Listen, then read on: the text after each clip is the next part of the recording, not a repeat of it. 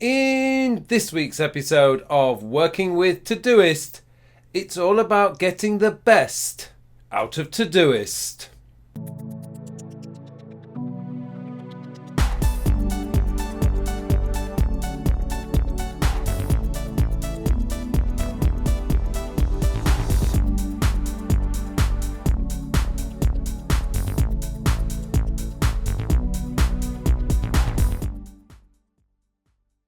Hello and welcome to episode 142 of my Working with Todoist series. My name is Carl Pauline, and in this week's episode I want to show you how to get the best out of Todoist on a day-to-day basis. Now, most of the videos I show you on Todoist I show you through my laptop, and I show you the desktop version about setting up projects, labels, filters and various other things. But it occurred to me that actually Todoist is much more than that on a day-to-day basis. And what I thought I would do is just show you how to get the most out of using Todoist. Now, one of the reasons why I use Todoist rather than some of the other apps is because, first of all, Todoist is gorgeous. I mean, it just looks fantastic on whatever device you're using, whether it's a Windows machine, a Mac machine, an iPhone, or an Android device. It doesn't really matter what version that you're using. Todoist looks gorgeous. But the biggest thing for me, and one of the reasons why I actually switched from OmniFocus 3 or 4 years ago now to Todoist, was simply because Todoist subscription model, I think it's $28.99 a year, allows you to have the Todoist app on any device at no extra cost. Now, as I mentioned, come from an OmniFocus background.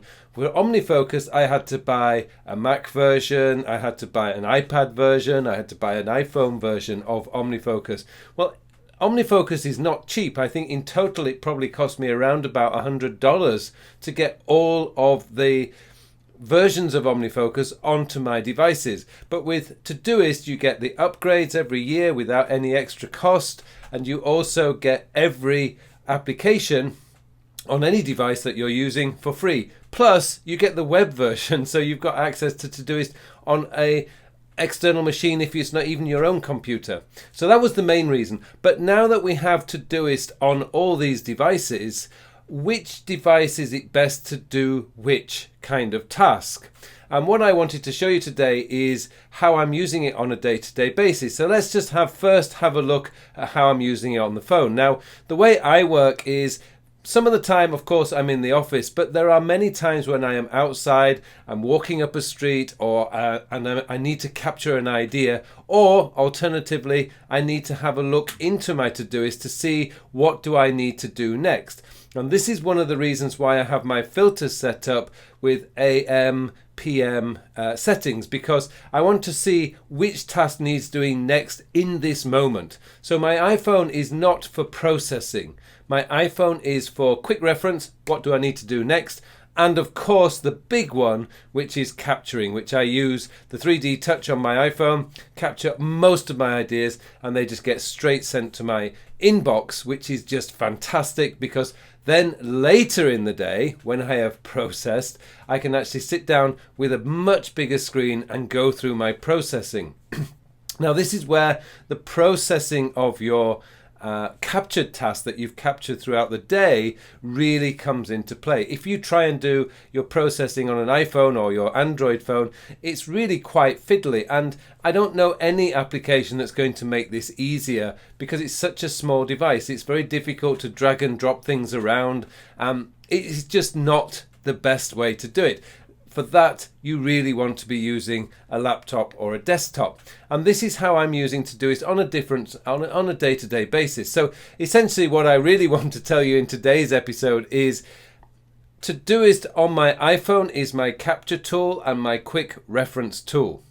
Todoist on my laptop is my processing area and planning area. So at the end of the day, I process my inbox, I go through my inbox, and I move things around and move them to the right projects and make sure I've captured everything. I also have a few emails set up so that if I have new students registering in my Thinkific courses, it tells me, it just automatically drops in my inbox. This is just fantastic, because then when it comes to doing my admin at the end of the day, I have all the numbers, they're in my inbox, I know where to look.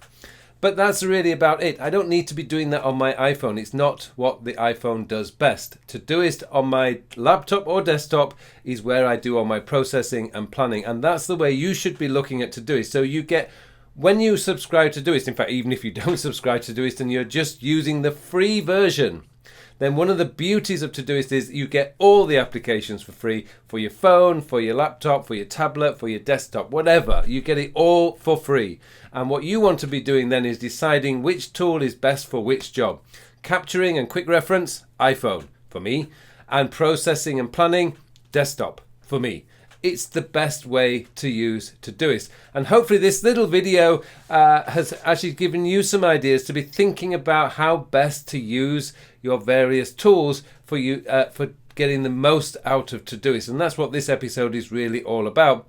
It's just explaining some of the things that will help you to get the best out of Todoist. And hopefully I've given you that kind of information now. So it just remains for me now to wish you all a very, very productive week.